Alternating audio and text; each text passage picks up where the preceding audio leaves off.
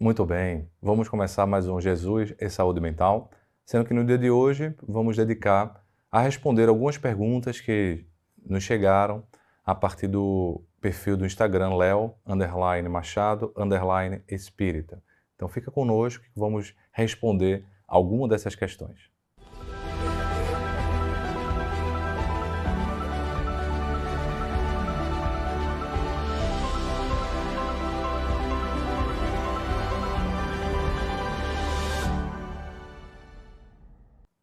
Há uma pergunta muito interessante que foi feita da seguinte maneira: quanto tempo a pessoa precisa ficar no mundo espiritual antes de reencarnar? Então a pessoa queria saber, entre as reencarnações, qual seria o tempo mínimo, né, e o tempo máximo, mas ela se deteve mais no tempo mínimo e eu vou tentar responder essa questão do tempo mínimo. Primeiro pensamento que a gente precisa ter em mente é que não existe uma regra fixa, uma regra de tempo fixa, segundo a visão espiritista. Porque se tivesse uma regra de tempo fixa, tipo, tem que ser o mínimo de 6 anos, o mínimo de 14 anos, o mínimo de 50 anos. É como se fosse a lei de Deus, algo meio massificada, entende? É como se fosse uma linha de produção de um carro e que todas as etapas são iguais, independente dos espíritos. Sendo que nessa empresa chamada Universo, dirigida por Deus, há um amor que traz um toque pessoal, um toque individual. E não é uma produção de massa, uma regra geral para todo mundo, mas é uma questão que vai de alma para alma, de ser para ser. E Deus é o chefe dessa empresa, mas existem os gerentes, existem aqueles que estão coordenando, que são os benfeitores, que são os intermediários, são as mãos de Deus para executar essa tarefa enorme no planejamento da existência ou no planejamento reencarnatório. Então, o primeiro axioma, o primeiro princípio que a gente precisa ter dentro de uma visão reencarnacionista espírita é que não há um tempo pré-determinado fixo, igual para todo mundo, porque nós não estamos numa linha de produção impessoal, mas estamos numa reencarnação individualizada, em que é feito um projeto individualizado, em que é feito um projeto pessoal para cada ser, inspirado também, né, a partir das mãos dos benfeitores que vão sendo os intermediários dessa pessoalidade que nós temos dentro da visão espiritista. Nesse sentido, a gente pode pegar um segundo princípio, que é assim: quanto mais rápida for uma reencarnação da outra, quanto menor tempo o espírito fica no mundo espiritual, provavelmente ele vai ter uma continuidade de pendores, uma continuidade de personalidade muito próxima entre uma existência e outra. O que é que eu quero dizer? Nós, seres espirituais, somos muito complexos. Temos vários pendores. E se a gente tem um planejamento reencarnatório maior, de um tempo maior, a gente pode, digamos assim, ir diminuindo ali como se fosse desativando, como se fosse deixando em stand-by alguns pendores que foram muito desenvolvidos em várias existências, para que na próxima existência um outro pendor que foi pouco desenvolvido possa ser florescido.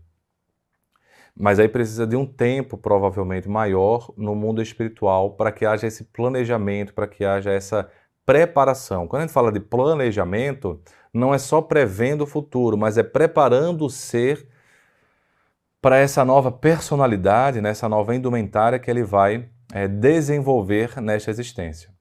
A gente encontra o exemplo disso, por exemplo, no livro Devassando o Invisível, de Ivone do Amaral Pereira, quando Chopin vai falar em vários colóquios que teve com Ivone do Amaral Pereira e vai revelar algumas existências que ele teve e todas essas existências que ele revela, eram existências ligadas à arte. Então teve uma existência lá no passado ligada à poesia, aí teve outra existência mais nesse tempo intermediário ligada à pintura, até a existência como Chopin. E todos eles ligados à arte, e ligados a uma questão bem poética, né? Você vai ver a música de Chopin, do piano. Primeiro, ele era um virtuoso enorme no piano. Um menino prodígio também, porque compõe com 7 anos, né? Acho que pelo menos a primeira composição que eu lembro de Chopin, de ter visto, era uma composição com 7 anos de idade, composição até já bastante complexa para a idade dele. E ele se torna um grande virtuoso do piano, e as músicas melodiosas, as músicas poéticas, trazem uma melancolia também muito grande. Ele compõe uns noturnos, que seriam músicas em admiração à noite. Então, o Chopin, essa alma artística, fala para a Ivone do Amaral Pereira, que reencarnaria no Brasil e que nessa reencarnação no Brasil, ele estaria se dedicando à caridade, porque ter sido uma parte que ele pouco havia desenvolvido ao longo das existências, né? Essa questão do evangelho, essa questão do amor ao próximo, diretamente falando, e ele havia ficado assim, ele ficava até bastante intrigado como as pessoas admiravam tanto a música que ele compunha. No mundo espiritual ele via, ele percebe as músicas, né? É uma admiração enorme pela música dele, pela vida dele, mas ele falava das poucas orações que ele recebe, porque a vida dele foi dedicada à arte, mas não era uma arte, por exemplo, como Johann Sebastian Bach, que dedica a arte para falar de Jesus. Johann Sebastian Bach é quase um quinto evangelista, no sentido de fazer missas, né? Jesus, a alegria dos homens, cantatas, toda uma música dedicada, grande parte dela, a trazer uma sacralidade. E não é bem assim a música de Chopin. É uma música muito bonita, muito melodiosa, que toca profundamente a nossa alma. Mas não foi uma vida dedicada aos princípios do Evangelho. E é interessante ele colocar que poucas vezes ele se lembra de ter recebido orações, né? Isso também certamente despertou nele o interesse e a necessidade de dar um salto maior no seu lado espiritual, não só pela música, pela estética da arte, mas pela reencarnação na caridade, a reencarnação no Evangelho.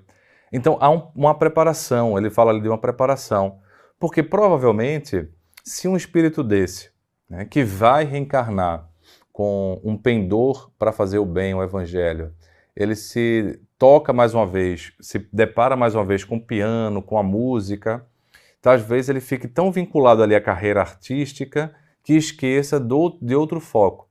Então é possível e é provável que nessa preparação reencarnatória ele precise diminuir um pouco os pendores, as lembranças das habilidades musicais, das habilidades artísticas, para poder desenvolver outros aspectos. Porque veja que enquanto Chopin ele escrevia música instrumental, então ele não tinha a poesia, mas ele tinha dentro dele a poesia. Então quando ele se prepara para vir como Chopin, provavelmente esse lado poético da escrita fica ali meio entorpecido, meio esquecido, para que outras coisas se desenvolvam.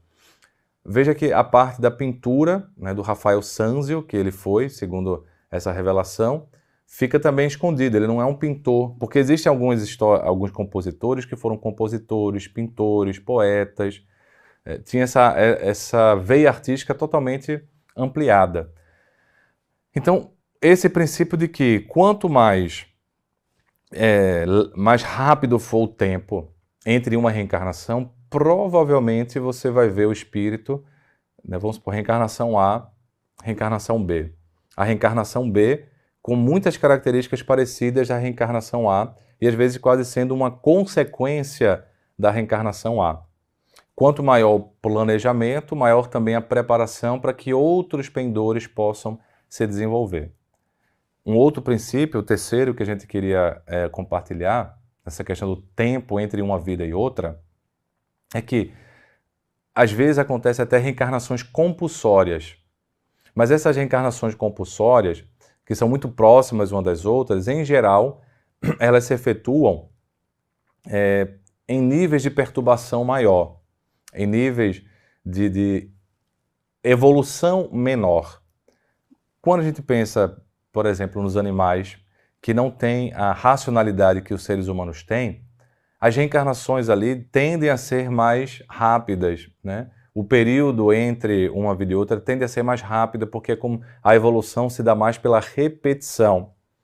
Agora, tudo isso tem exceções. A gente está colocando princípios gerais que a gente aprende nos livros espíritas, no livro de Kardec e nos livros de André Luiz, de Filomeno de Miranda e tantos outros que vão narrando essas questões reencarnatórias. Porque, por exemplo, você tem animais, né, que desencarnam e continuam no mundo espiritual muito vinculados à casa que estavam, né, para poder continuar ali um processo de expansão do ser. Então existem essas exceções. Nesse sentido, não dá para dizer que existe um tempo mínimo. Pessoalmente, eu conheço casos de pessoas que reencarnaram ali 15 anos depois. Eles encarnaram numa década tal e reencarnaram 15 anos depois. Mas aí o que acontece? Houve uma preparação, foram reencarnações planejadas, mas essa reencarnação de 15 anos depois traz uma semelhança muito grande com a reencarnação anterior. Coisas que na reencarnação anterior a pessoa não pôde fazer por conta de expiações. Então foi uma reencarnação quase preparatória e a reencarnação atual, um desdobramento. Então veja que coisa curiosa. Quanto mais uma reencarnação é desdobramento da outra, provavelmente o tempo no mundo espiritual é um pouco mais encurtado. A preparação não significa que seja despreparado, mas a gente está falando de tarefas, então provavelmente a pessoa já tem ali uma consequência, a própria existência anterior foi um burilamento na sua alma, e aí ele reencarna como se fosse quase um complemento, quase como que um desdobramento agora com saúde, porque na outra existência teve um adoecimento, e nessa existência, com uma saúde plena, consegue fazer as coisas desde muito cedo, e aí vai como um complemento. Então 15 anos, outros casos de 18 anos no mundo espiritual, mesmo tendo ali essa outra situação que estou me remetendo, um desfecho não muito bom, né? Uma morte com algumas dificuldades, mas como estava fazendo parte de um planejamento reencarnatório em conjunto, esse outro ser que foi mais bem sucedido na existência anterior, ajuda essa pessoa para que ela possa reencarnar, né? E ele está junto dessa pessoa. Então, é muito amplo, né? Não dá para dizer uma resposta, portanto, qual o tempo mínimo, porque não existe essa resposta, qual o tempo mínimo, porque a gente vai ter esses 3 princípios aqui que eu coloquei e desdobrei em alguns casos, tá? Aí uma pergunta que talvez tenha a ver com isso. Os pais estão no mundo espiritual esperando nós, os seus filhos? É uma questão fundamental que a doutrina espírita nos coloca, de que os laços de família, os laços espirituais, eles não terminam com a morte. Porque para algumas doutrinas religiosas, doutrinas também cristãs, portanto que acreditam em Jesus, né, que seguem a visão de Jesus, como nós espíritas seguimos, acreditam que depois da desencarnação, ou melhor, depois da morte, segundo eles, porque não existiria reencarnação nessa visão, os laços espirituais, os laços de família, eles se rompem, porque o pai não é mais o pai, entende? Porque a mãe não é mais a mãe, os irmãos não são mais irmãos, naquela ligação da terra. Todos acabam se tornando irmãos em Deus, nessa ressurreição ali, nessa nova vida em um paraíso. Então não há saudade, porque a mãe não é mais a mãe de Léo, a mãe não é mais a mãe de Joana, a mãe não é mais a mãe de fulana. A mãe é um espírito e o fulano, o Beltrano, tem a saudade porque está vivo, mas quando ele vier a morrer, ele vai ter um entendimento maior, certo? Então, nessa visão, os laços de família quase que são inexistentes. E por isso que eles ficariam com menos, assim, seria uma forma de trabalhar o luto, sabe? Um luto, a dor da perda, porque no final das contas a família está lá no outro lado. E se foi para o bem, vai para o paraíso. Se foi para o mal, está no inferno, não tem o que fazer muito, porque não tem mais vinculação nenhuma. A visão espírita não é essa. Na visão espírita, nós permanecemos com a nossa individualidade. Nós temos falado muito do estoicismo, fazendo comparação com o cristianismo. E no estoicismo, os laços também se desfazem, porque na realidade a individualidade se desfaz. Nós nos vinculamos ao grande todo universal. Então, a doutrina espírita não tem essa visão. Na doutrina espírita, nós aprendemos que continuamos com a nossa individualidade, e aí eu falei vários exemplos hoje de reencarnações, a individualidade que se conecta uma existência à outra, e essa individualidade que continua com os laços familiares, mesmo depois da morte. E aí sim, essa conexão não se dá apenas porque a mãe ou o pai está esperando, mas sim porque a mãe e o pai muitas vezes visitam, cuidam dos seus filhos no sonho, velam pela reencarnação. Nós temos o conhecimento pelo médium Divaldo, que durante anos após anos da desencarnação de sua mãe, ela continuou o visitando todos os dias, ajudando, conversando. Então, ela não apenas ficou esperando, ela estava lá em contato com ele durante todo o tempo. Mas já existem outros médiuns, por exemplo, o Raul Teixeira, que conta e contava que não tinha, apesar de toda a sua mediunidade, ele não tinha contato com a mãe.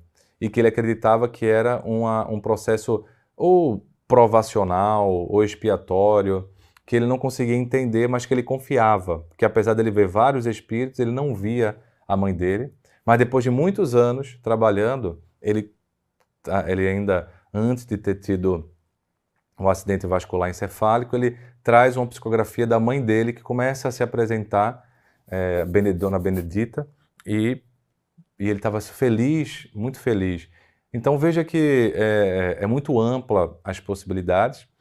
Provavelmente a mãe dele estava conectado, mas como ele disse, por uma necessidade provacional ou expiatória, ele não conseguia perceber, mas não significa que ela estivesse desconectada, até porque teve autorização para escrever um livro falando sobre coisas muito interessantes da visão espiritual da vida. Então era um espírito que tinha uma bagagem, mas por algum motivo ele não conseguia perceber. Então a gente tem que entender que tem toda essa gama de necessidades nossas e dos pais, e tem ainda outras possibilidades. Às vezes os pais não estão esperando no mundo espiritual, porque os pais acabam se reencarnando.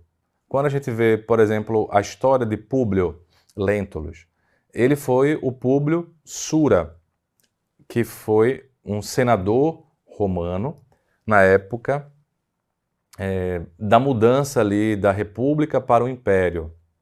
E depois ele é, mais uma vez, o Públio, neto de Públio. Então ele foi neto dele mesmo. Então ele se reencarnou.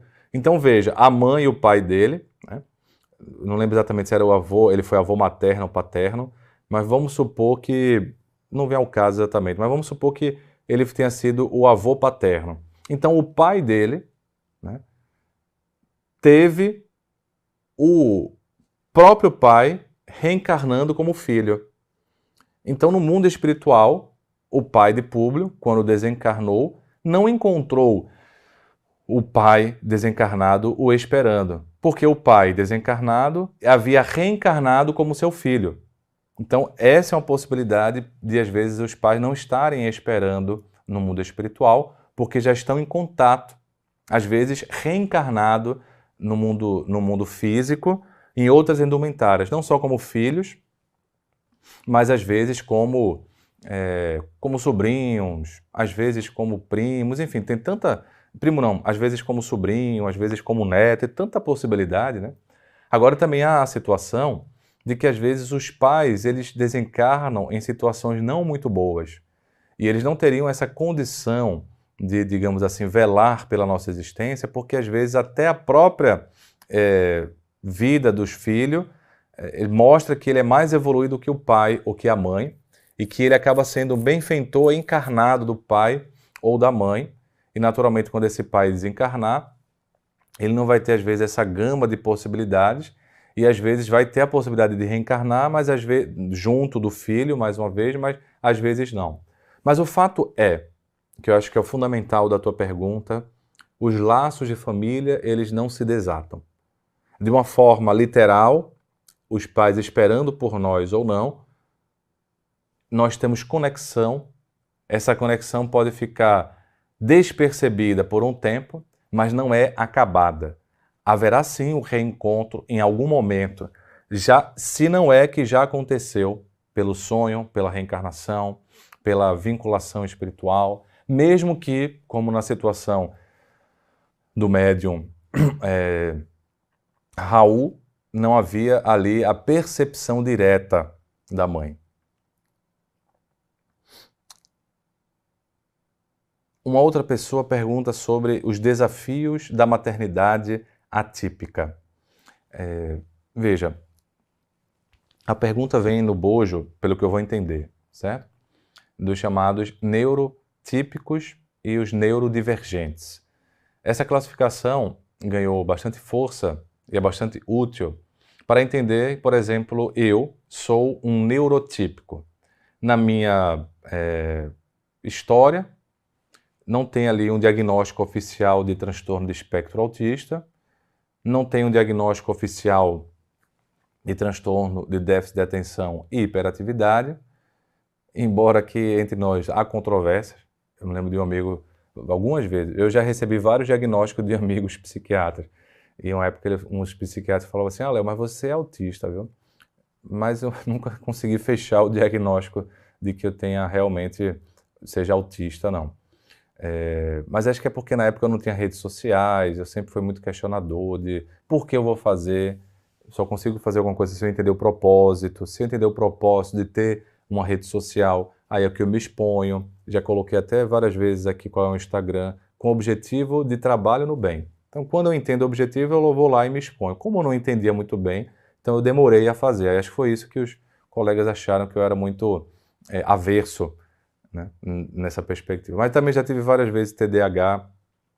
Então, assim, estou dando como exemplo porque às vezes a gente fala assim que é neurotípico, mas é porque não teve ainda um diagnóstico bem embasado, nunca chegou a fechar um diagnóstico, tá? Mas a neurodivergente, né, que seria a atipicidade, geralmente vem nessa constituição de algumas outras afecções, alguns outros diagnósticos. E geralmente usa-se muito esse termo para o transtorno do espectro autista. E a pergunta vem muito a calhar, porque quando nós temos dentro do nosso lar uma pessoa que vem com uma neurodivergência do espectro autista, nós temos sim desafios. Mas em várias ocasiões, e aí eu remeto à mãe que perguntou, para alguns programas, inclusive aqui do Jesus e Saúde Mental, nas perguntas e respostas, em que nós já falamos sobre o espectro autista, dissecamos algumas perguntas.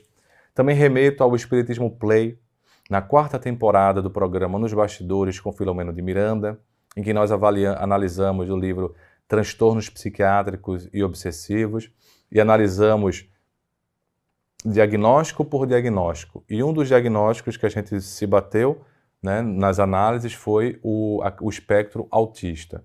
Então são duas fontes aqui de respostas que se complementam. Hoje eu vou dar uma resposta que complementa o que eu já falei, porque já falei bastante. Também queria informar que um dos livros que estou preparando seria Transtornos Psiquiátricos, o volume 2, em que um dos livros que eu tenho pela FEB, editora, eu analiso as causas espirituais, e aqui eu desdobrei nesse programa que está no Espiritismo Play.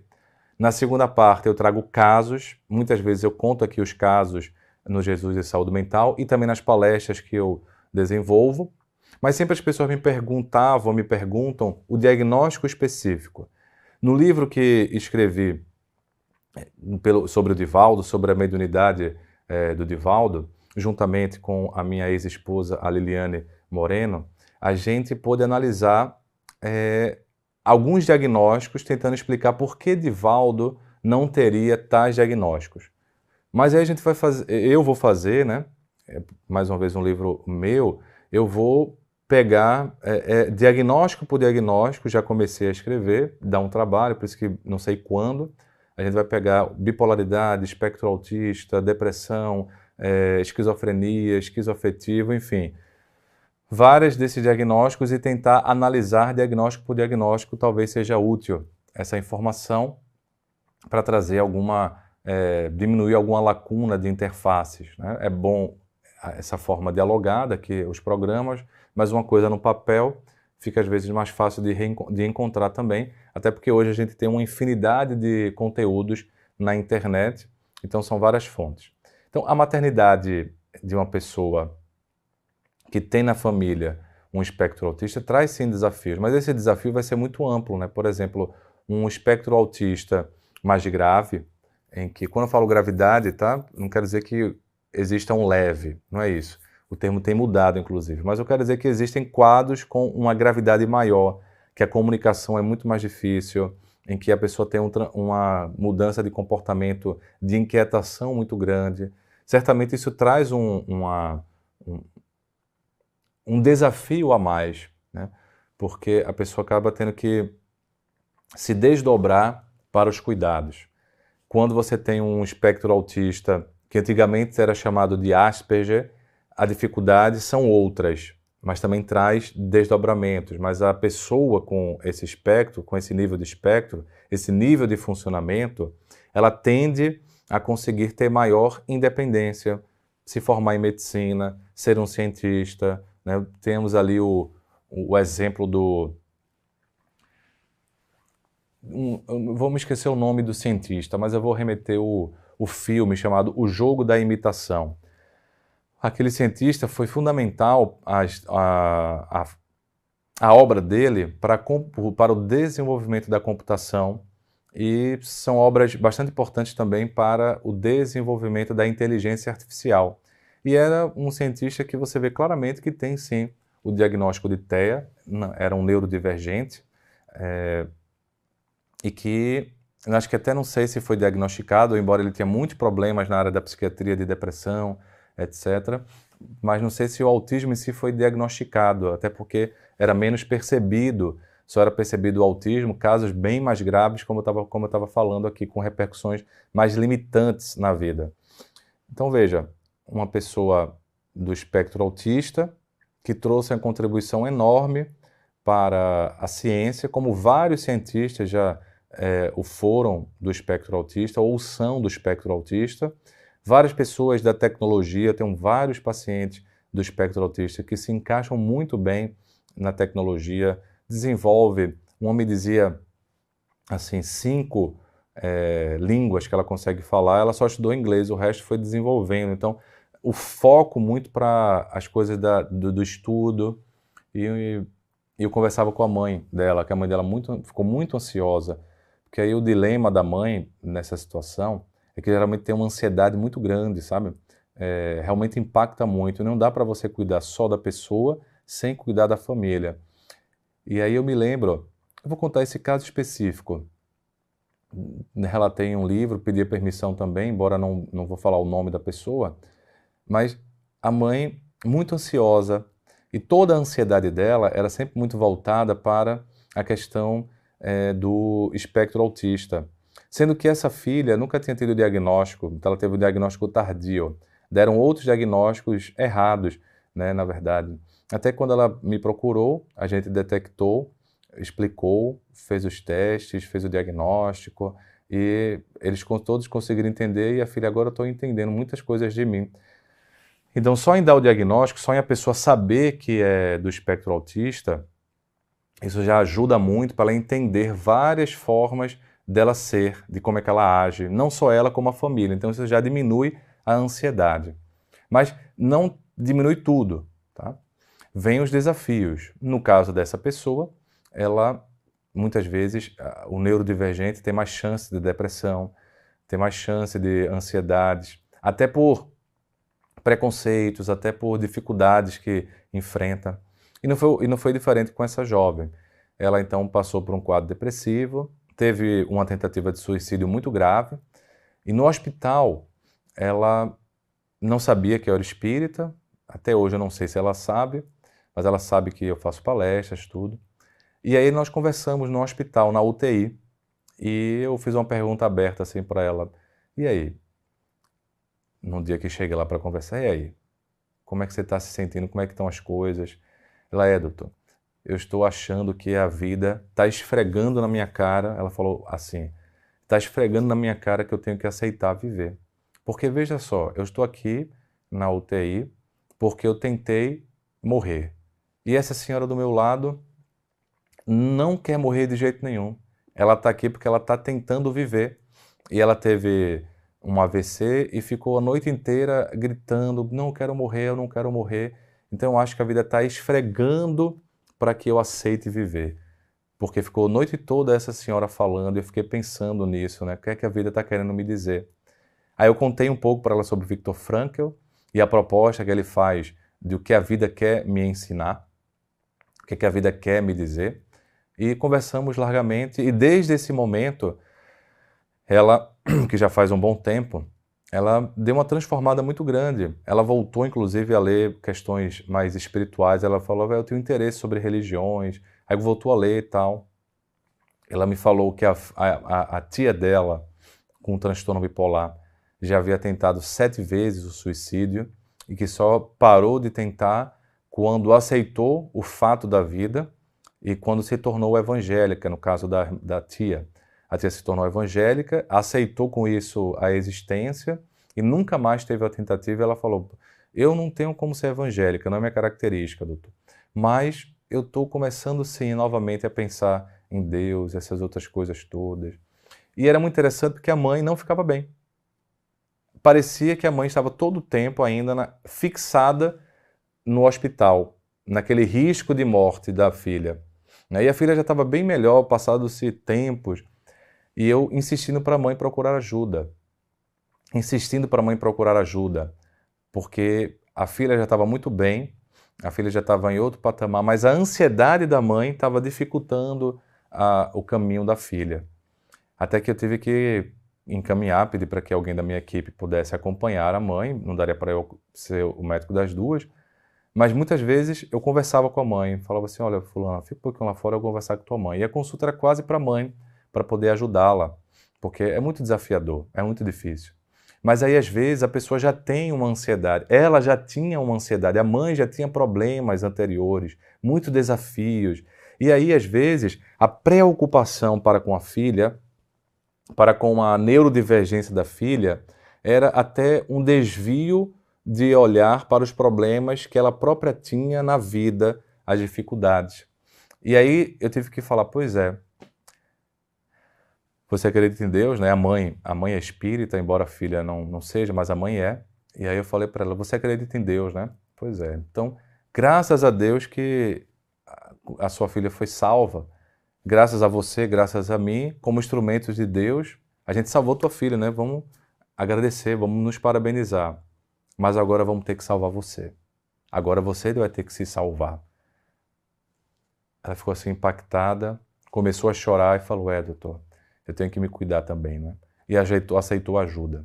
Então, o dilema também das mães com filhos neurodivergentes, né, do transtorno do espectro autista, é a ansiedade tão grande, uma culpa muito grande que carregam, uma culpa que não é uma culpa real, é mais uma culpa psíquica, uma culpa imaginada. E muitas vezes elas acabam não se cuidando, né? E é importante, por isso que estou contando essa história, é importante. Um dos desafios que eu vejo da mãe atípica, nesse contexto, é conseguir olhar para o filho olhando para si mesmo também. É aprender na prática o valor do amar ao outro como a si mesmo. Amar o filho, a filha, mas amar a si mesmo. Cuidar desse ser, mas cuidar de si mesmo para poder cuidar do ser e haver uma maior harmonia no lar. Eu espero que essas perguntas tenham sido úteis para você e a gente se encontra no próximo programa.